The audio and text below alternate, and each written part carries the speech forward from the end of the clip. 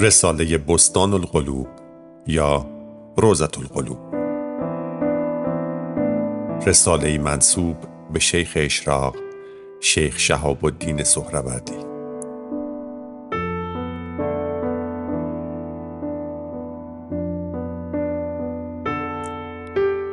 بسم الله الرحمن الرحیم.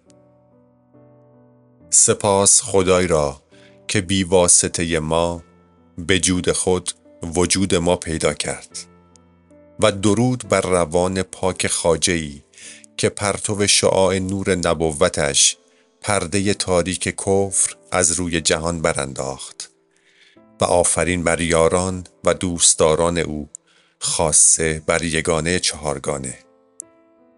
اما بعد جماعتی از اصحاب دل از اهل سپاهان که مرا با ایشان نشست و خواستی بود درخواستند تا کلمه‌ای چند در حقیقت جمع کنم، چنان که تکلف در آن راه نیابد و به فهم هر کس نزدیک باشد. و من در آن شروع کردم و از حق تعالی درخواستم تا توفیق تمام کردن دهد و نام رساله را بستان القلوب کردم و بر دو قسم نهادم. قسمی تعلق به عالم اجسام دارد و قسمی تعلق به عالم ارواح و هر آفریده‌ای که هست از این دو قسم بیرون نیست، چنان که قرآن از آن خبر می دهد: الا له الخلق و الامر.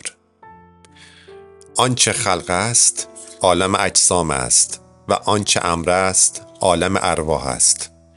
اول خلق را یاد کرد، پس امر را، زیرا که اول بدن را بیافرید آنگه جان را، چنان که فرمود: فاذا سویته و نفخت فیه من روحی.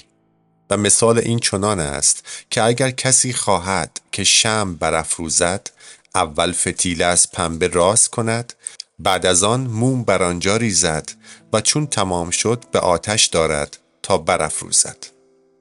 و من از عالم اجسام آغاز خواهم کرد تا انجام به عالم ارواح کنم و ابتدا به کلمه چند خواهم کرد، همچنان که تا کاتب را دوات و قلم و کاغذ نبود نتواند نوشتن، خواننده این مجموع هم تا این کلمه چند نیک بحث نکند واقف بر معانیش نشود.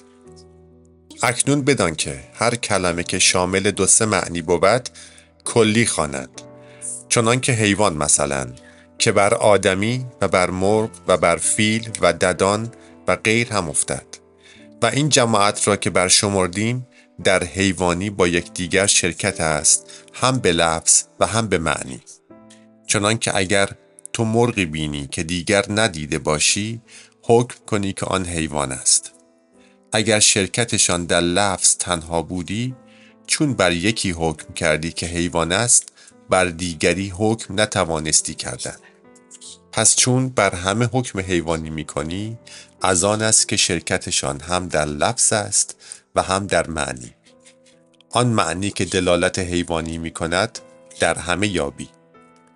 اما اگر یکی را یابی که زید نام است، بر دیگری حکم نتوان کردن که باید که زید باشد، بلکه شاید که عمرو باشد یا خالد، زیرا که زید او را اسمی است که نهادند و هیچ معنی در او نیست که آن معنی دلالت کند که باید که زید باشد. اما لفظی که بر یک معنی بیش نیفتد آن را جزوی خوانند، چنان که گویی این مرد و این دیوار و هرچه اشارت حسی بدو کنی و وجود کلی جز در ذهن حاصل نیاید، زیرا که بیرون ذهن هر چیزی را هویتی است خاص، چنان که دیگری را در آن شرکت نیست. و نیز بدان که چون خواهی که چیزی ادراک کنی، باید که صورت آن چیز چنان که هست در ذهن تو حاصل شود، چه اگر به خلاف آن چیز حاصل شده باشد، آن چیز را چنان که هست ندانسته باشی. مثلا اگر خواهی که آسمان را ادراک کنی، باید که صورت آسمان در ذهن تو حاصل شود، که اگر صورت زمین حاصل شده باشد آسمان را ندانسته باشی. و چون صورت آسمان در ذهن تو حاصل شد، باید بدانی که آن ذات آسمان نیست که در ذهن تو حاصل آمده است، که ذات آسمان را از آنجا که هست بر نداشته ای و در ذهن خود ننهاده ای، بلکه صورت مطلق کلی در ذهن حاصل کرده ای که آن صورت مطلق مطابق جمله صورتهای آسمان است. و آن صورت مطلق کلی را نباید که مقدار باشد، که اگر در او مقدار باشد مطابق صور مختلف نشود. همچنان که صورت کلی حیوان که در ذهن حاصل کرده ای، اگر در او مقدار بودی بر جمله حیوانات نیفتادی، چه پیل را با پشه و مگس را با شتر هیچ نسبت نیست و تو حکم می‌کنی که همه حیوانند.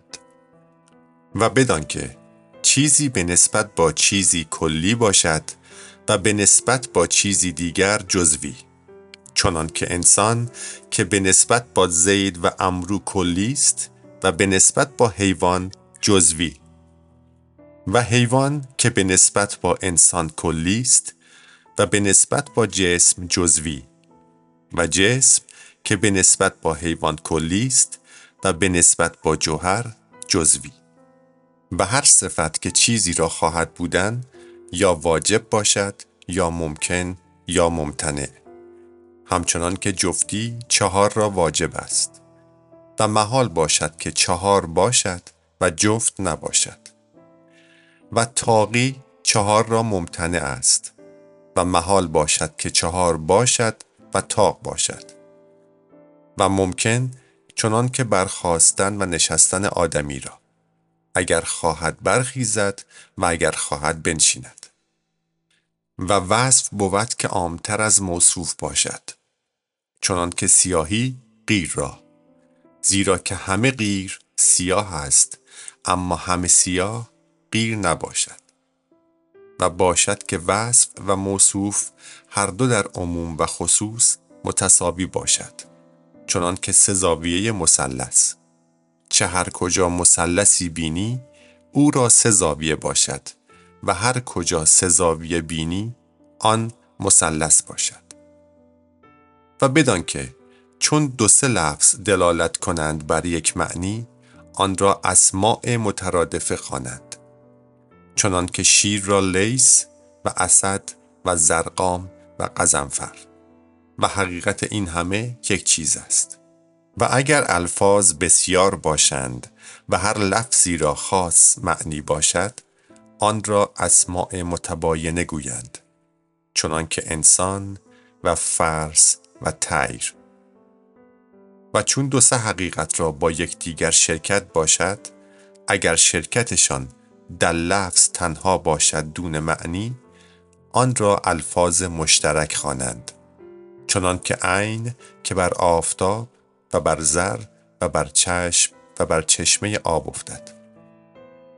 و اگر شرکتشان در لفظ باشد و در معنی، اما آن معنی مقصود کلی نباشد، آن را متشابه خوانند، چنان که فرس که بر حیوان افتد و بر منقوش.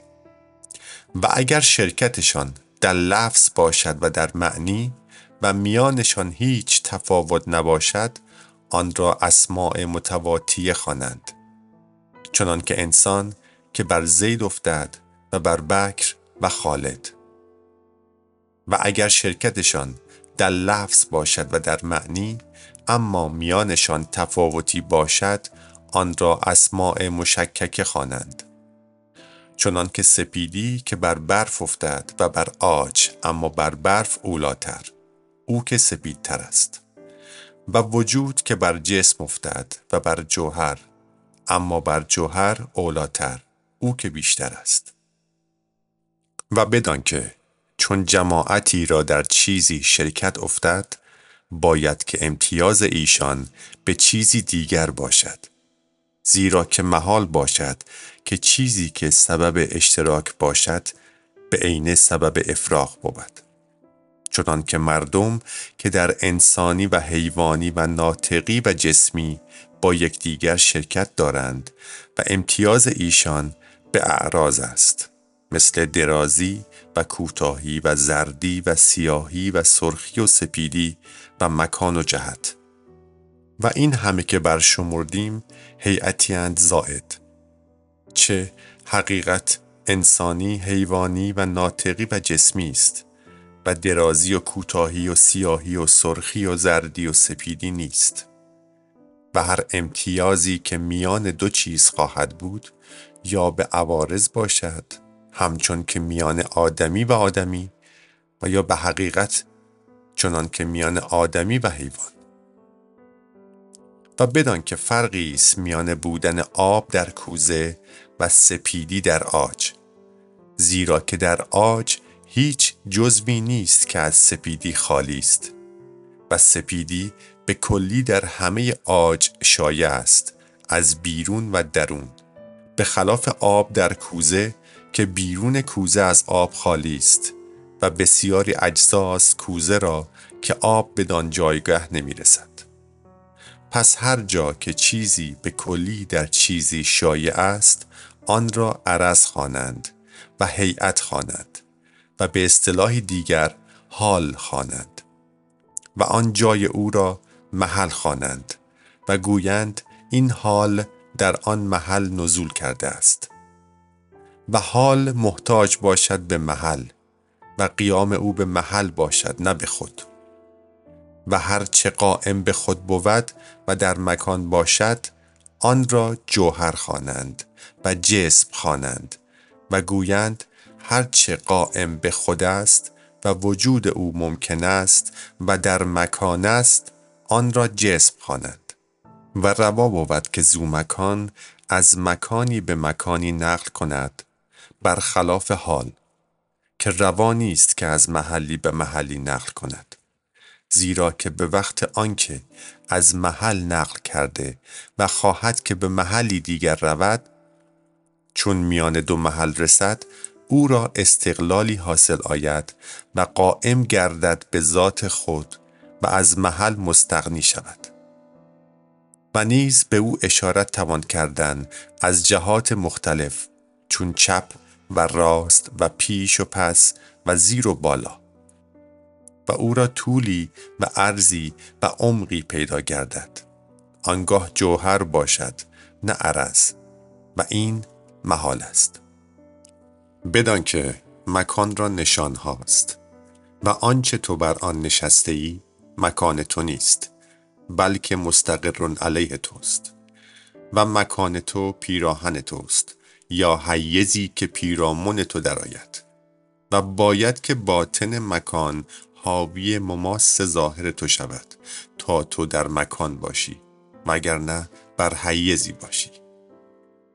و بدان که امتیاز اعراض از یکدیگر به سه چیز باشد، یا به حقیقت و آن جایی بود که اتحاد محل باشد، چنان که سیب مثلا که در او هم طعم است و هم رنگ و هم بوی، و ادراک رنگ به بصر تعلق دارد و ادراک طعم به ذوق.